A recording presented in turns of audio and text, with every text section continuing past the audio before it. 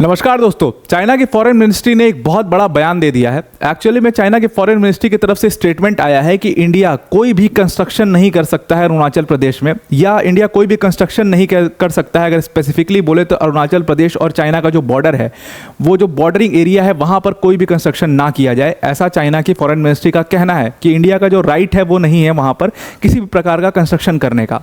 अब एक्चुअली में चाइना को प्रॉब्लम क्या है हमारे कंस्ट्रक्शन से, या चाइना का इशू क्या है, ये चीज़ तो वो अरुणाचल के प्रति करता रहा है हमेशा। कभी अरुणाचल के कई सारे जिलों को अपने जिलों के नाम से एक मैप निकाल करके दिखा देना, अरुणाचल का पूरा हिस्सा को डिस्प्यूटेड टेरिटरी बोलना, बार बार लोगों के दिमाग में ये एक पूरा नोशन डालना कि अरुणाचल प्रदेश चाइना का है। एक्चुअल में ऐसे तो कहने के लिए तिब्बत भी चाइना का नहीं है, तिब्बत को भी ज़बरदस्ती हथिया रखा है, ऑटोनॉमस रीजन है, उसको पूरी तरीके से आज़ाद कर देना चाहिए अगर हम कहें तो ये बात सच भी है। तो इस बात में इतनी क्या नई बात है कि इसको हमने इसके ऊपर एक वीडियो बनाई है। तो इसको आपको समझना होगा कि अभी रिसेंटली काफ़ी कुछ चल रहा है अरुणाचल प्रदेश और चाइना के बॉर्डर पे, क्योंकि अभी हमारा पूरा ध्यान जम्मू एंड कश्मीर पर चला गया है।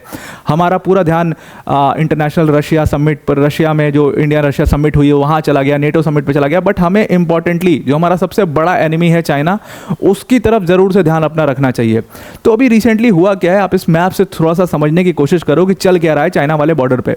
अब यहाँ पर आप देख रहे हो कि इंडिया चाइना का बॉर्डर है और ये तिब्बत का रीजन है।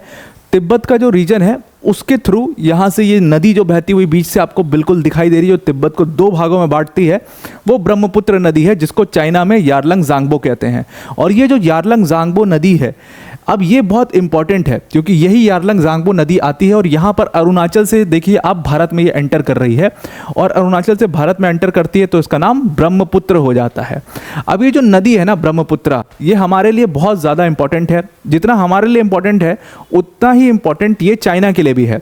अब देखो हाइड्रो पावर प्रोजेक्ट्स जो है, हमने इंडिया को हाइड्रो पावर प्रोजेक्ट से आई डोंट नो क्या प्रॉब्लम है, बट इंडिया बहुत कम हाइड्रो पावर प्रोजेक्ट्स पर डिपेंड करता है। और हाइड्रो पावर प्रोजेक्ट्स प्लांट्स, जो हाइड्रो पावर प्लांट्स हैं, उतने ज़्यादा हम लगाने की कोशिश नहीं करते हैं।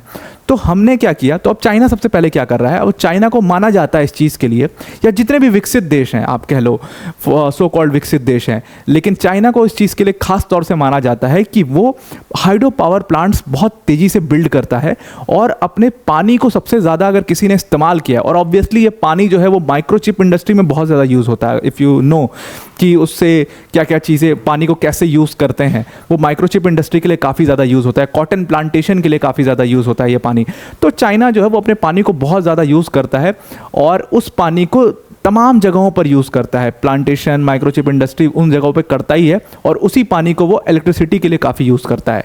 तो चाइना इज़ नोन, और उसको यूज़ नहीं, उसको ओवर यूज़ कहेंगे, उसको एक्सेसिव यूज़ कहेंगे जो चाइना करता है। बिकॉज आपने एक ये थ्योरी सुनी होगी कि चाइना ने यांगजे रिवर जो है, जो चाइना के बीचों बीच से बहती है, उस पर इतने सारे हाइड्रो पावर प्रोजेक्ट्स लगा दिए कि वो रिवर की जो अपनी पोटेंशियल थी, वो पोटेंशियल लूज़ हो गया। वो रिवर जब नीचे पहुंचती है तब तक उसमें इतना पानी नहीं बचता है कि लोगों के डेली नीड्स को केटर कर पाए। Forget about the electricity generation. तो ये स्थिति है चाइना की, वो ओवर यूज़ करता है। और शायद दुनिया में अगर सबसे ज़्यादा कोई ओवर यूज़ करता है, एक्सेसिव यूज़ करता है वाटर का, तो वो चाइना है। तो चाइना ने क्या प्लान किया कि भाई हम इस यारलंग जांगबो नदी पर ढेर सारे हाइड्रो पावर प्रोजेक्ट्स लगाएंगे, बिकॉज ये नदी एकमात्र ऐसी है जिस पर उतने पावर प्लांट्स नहीं लगा पाया चाइना आज तक। तो यहाँ पर देखो, ये जो रेड कलर का आपको पॉइंट दिख रहा है, यहाँ पर इन्होंने सबसे पहला पावर प्लांट, मतलब सबसे पहला नहीं, मतलब पावर प्लांट बनाने की कोशिश की, और भी पावर प्लांट्स हैं इनके उधर, लेकिन यहाँ पर इन्होंने कोशिश करी कि पावर प्लांट्स लगाने की और ज़्यादा। और इससे कोशिश क्या है चाइना की, ढेर सारे जब पावर प्लांट्स यहाँ पर लग जाएंगे इस एरिया में, तो इससे क्या होगा कि मोस्ट ऑफ दी जो ब्रह्मपुत्र नदी का पानी है, that will be accumulated here and used here बार बार में। तो उससे दो प्रॉब्लम्स होंगी इंडिया को। पहली प्रॉब्लम तो ये होगी, या तो वाटर की अक्यूट स्केरसिटी होगी अरुणाचल में आने के टाइम पर, मतलब स्केरसिटी होगी वाटर की, और दूसरी चीज़ फ्लैश फ्लड्स की प्रॉब्लम हो सकती है। तो या तो स्केरसिटी या तो फ्लैश फ्लड्स, और इससे अरुणाचल प्रदेश बहुत ज़्यादा ग्रसित होगा। तो इंडिया ने कहा अब इसके लिए तो हम कुछ कर नहीं सकते कि वहाँ पर वो अपना पावर प्लांट लगा रहा है अपनी कंट्री में, तो उससे तो हम क्या कर सकते हैं उसमें। तो इंडिया ने कहा ठीक है जी, आप लगाओ पावर प्लांट, हम एक काम करते हैं, आप जो पावर प्लांट यहाँ लगा रहे हो, हम ढेर सारे पावर प्रोजेक्ट्स अरुणाचल प्रदेश वाले इस सेक्टर में ढेर सारे पावर प्रोजेक्ट्स लगाएंगे और अब हम भी अपने एनर्जी पोटेंशियल को यूज़ करेंगे। जो हमारा हाइड्रो पावर पोटेंशियल है उसको हम पूरी तरीके से यूज़ करेंगे। और अगर हमें विकसित देश बनना है, जो हमारा मिशन है 2047 तक, तो हमें कहीं ना कहीं अपने हाइड्रो पावर प्रोजेक्ट्स को, हाइड्रो पावर पोटेंशियल को यूज़ करना पड़ेगा और कोई ऑप्शन नहीं है हमारे पास। तो यहाँ पर हम भी ढेर सारे पावर प्लांट्स को बनाएंगे। तो ये सारा पानी अब यहाँ अक्यूमुलेट होगा, तो एक्चुअल में लॉस किसका होगा? जब ये नदी नीचे की तरफ आती है तो ये बांग्लादेश में भी जाती है और इसमें एक्चुअल लॉस उस कंट्री का होगा जो कि नीचे स्थित होगी, मतलब कि बांग्लादेश का होगा। और बांग्लादेश फिर प्रेशर डालना शुरू करेगा। तो ये पूरा तरीके से जियोपॉलिटिकल गेम यहाँ पर चल रहा है और इसी वजह से चाइना को बहुत ज़्यादा मिर्ची लग गई है, because Bangladesh will surely pressurise China. There will be international pressure on China कि आप इतने सारे पावर प्रोजेक्ट्स नहीं बना सकते। तो इंडिया ने क्या किया है, बहुत तेज़ी से इंडिया ने अपनी कंपनीज को ऑर्डर दिया है कि भाई आप 12 हाइड्रो पावर प्रोजेक्ट्स तो बहुत तेज़ी से आप लगाइए। उसके लिए $1 बिलियन का हम आपको फंड्स भी रेस कर रहे हैं। ऑलरेडी अगर आप इंडियन गवर्नमेंट की देखो तो $7.5 बिलियन के जो फंड्स हैं वो इन हाइड्रो पावर प्रोजेक्ट्स के लिए इंडिया ने अप्रूव कर दिया है। और इंडिया का मानना ये है कि देखो, हम 2024 और 25 का जो भी बजट आने वाला है, 23 जुलाई को ये बजट आएगा, उसमें ऐसा मानना है, अब ये चीज़ें बहुत ज़्यादा खुल के नहीं कह सकती है गवर्नमेंट या इसको पब्लिश नहीं कर सकती है, because you know what it goes, how international pressure goes. तो 2024-25 का जो बजट हमारा आ रहा है उसमें ऑलमोस्ट हम $90 बिलियन तक जो है वो फंड सैंक्शन करेंगे इस स्कीम के अंडर में, जहाँ पर हम अरुणाचल प्रदेश में, जिस एरिया में मैंने आपको बताया, जिस सेक्टर में मैंने आपको बनाया, उस सेक्टर के अंदर में ज़बरदस्त डेवलपमेंट करने की कोशिश करेंगे थ्रू हाइड्रो पावर प्लांट्स। और सिर्फ इस एरिया में नहीं, बल्कि हमारे जो बॉर्डरिंग रीजन्स हैं, उस बॉर्डरिंग रीजन में जहाँ जहाँ पर भी कैपेसिटी है, वो पानी है, वहाँ पर हम उसको यूज़ करने की कोशिश करेंगे। और ये जो देखो हाइड्रो पावर प्रोजेक्ट्स की एक बड़ी खासियत होती है, ये प्रोजेक्ट्स जो होते हैं ये होते बहुत महंगे हैं, इसकी इलेक्ट्रिसिटी तो महंगी होती है as compared to another renewable sources, लेकिन इसके साथ खास बात ये होती है कि आपका वेस्ट नहीं होता है कोई भी चीज़। मतलब वाटर आप दोबारा से यूज़ कर सकते हो या वाटर आगे जाके यूज़ हो सकता है, उसको आप डेली नीड्स के लिए यूज़ कर सकते हो, इससे आपका नुकसान बिल्कुल भी नहीं होता है। तो एक बार आपने कॉस्ट लगा दिया है अगर पावर प्लांट्स को सेटअप करने का, तो रेकरिंग कॉस्ट आपका उतना ज़्यादा नहीं लगता है। लेकिन बाकी के सोर्सेस में इन्वायरमेंटल प्रॉब्लम्स होती हैं, तमाम इश्यूज़ होते हैं, वहाँ पर रीयूज़ नहीं हो सकता, बाय प्रोडक्ट्स बहुत आते हैं, तो मतलब ये सारे इश्यूज़ जो हैं वो बहुत सारे होते हैं। यहाँ पर एक बार इन्वेस्टमेंट है, लेकिन उसके बाद रेकरिंग कॉस्ट उसका उतना नहीं है। इसीलिए कहा जाता है कि विकसित देश जो है वो एक बार अपना पूरा मेहनत करके, अपने सारे पैसे लगा करके एक बार पावर प्लांट्स बनाते हैं, उसके बाद उसको बार बार चर्न करते रहते हैं।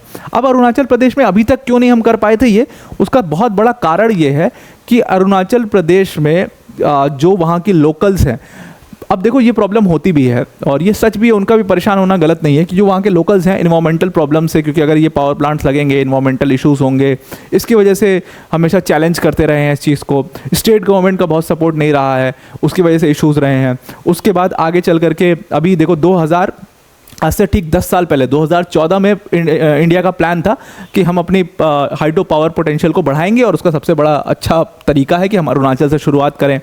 लेकिन वहाँ पर क्या हुआ कि एनजीटी ने केस कर दिया, नेशनल ग्रीन ट्रिब्यूनल ने। वो केस 6 साल तक चला। 2020 में जाकर के एनजीटी ने क्लीन चिट दिया है। उन्होंने कहा लेकिन जी आपको ये चीज़ें करनी पड़ेंगी, उसमें ये कंडीशंस फॉलो करनी पड़ेंगी। उस कंडीशंस की वजह से क्या हुआ कि जो हमारा पूरे प्रोजेक्ट का कॉस्ट है वो डबल हो गया, ऑलमोस्ट दुगना हो गया। तो इलेक्ट्रिसिटी का कॉस्ट अब कितना होगा आप समझ लीजिए, उससे जनरेट होने वाली, तो उसका भी कॉस्ट बहुत ज़्यादा होगा। तो क्या इंडिया उस हालत में है क्या कि वो इतनी ज़्यादा कॉस्टली इलेक्ट्रिसिटी को अफोर्ड कर सके? वो एक बहुत बड़ा सवाल था। लेकिन आज चल करके हमें समझ में आया कि भाई अगर इस पूरे बॉर्डर के थ्रू, तो टोटल जो बॉर्डर है इंडिया चाइना का, वहाँ पर हमें अगर अच्छे से डेवलपमेंट हमने नहीं किया तो चाइना जो है वो लगातार चढ़ने की कोशिश करेगा। और जो हमने डोकलाम वाले केस में देख लिया था, तो हमें कहीं ना कहीं वो इंडियन गवर्नमेंट को ही वो इलेक्ट्रिसिटी खरीद करके, वो इलेक्ट्रिसिटी को यूज़ करके अपने बॉर्डर इंफ्रास्ट्रक्चर को इन्हांस करना चाहिए। तो इस प्लान के साथ हम आगे बढ़ रहे हैं और अरुणाचल में ये प्रोजेक्ट्स लगाने की कोशिश कर रहे हैं। अब गवर्नमेंट ने क्या किया, जितनी उनकी बड़ी बड़ी कंपनीज थी जैसे NHPC, जैसे सतलज जल विद्युत निगम लिमिटेड, इन सबको बोला है कि आपको खुला फ्री हैंड है, 11.5 गीगावाट तक की कैपेसिटी के आप प्लांट्स बनाइए। फंड्स इन्होंने उसमें $11 बिलियन तक का सैंक्शन भी कर दिया है। अब अगर आप थोड़ा मैप से देखने की कोशिश करो, मैं आपको थोड़ा सा इंसाइट्स बताता हूँ हाइड्रो पावर कैपेसिटी का।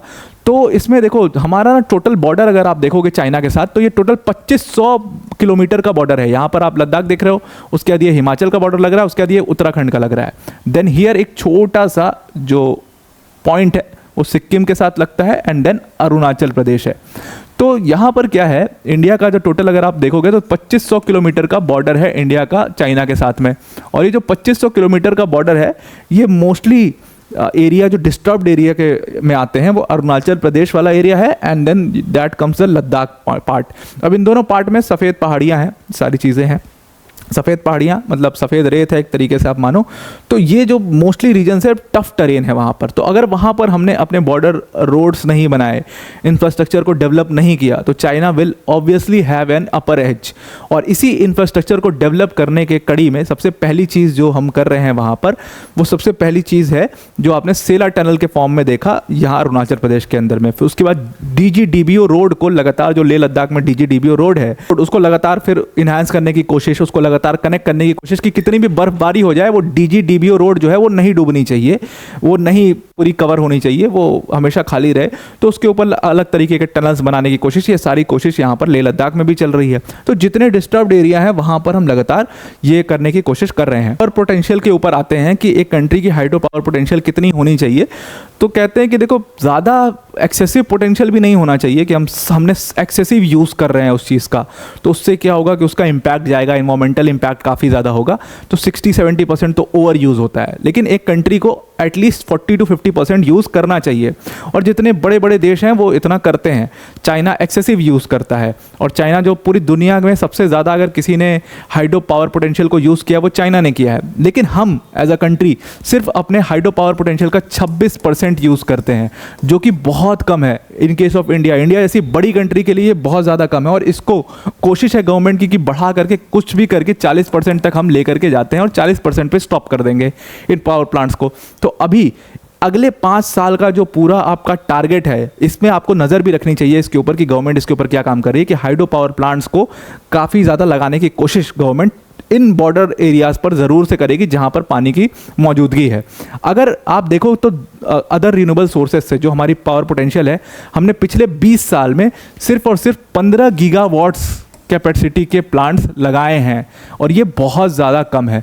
और ये जो इतना कम है, अगर आप इसको दूसरे रिन्यूएबल सोर्सेज से कंपेयर करोगे और दूसरे रिन्यूएबल सोर्सेज लाइक कोल से आप कंपेयर करोगे, तो ये जो नंबर है उन केसेस में ये 10 टाइम्स ज़्यादा है।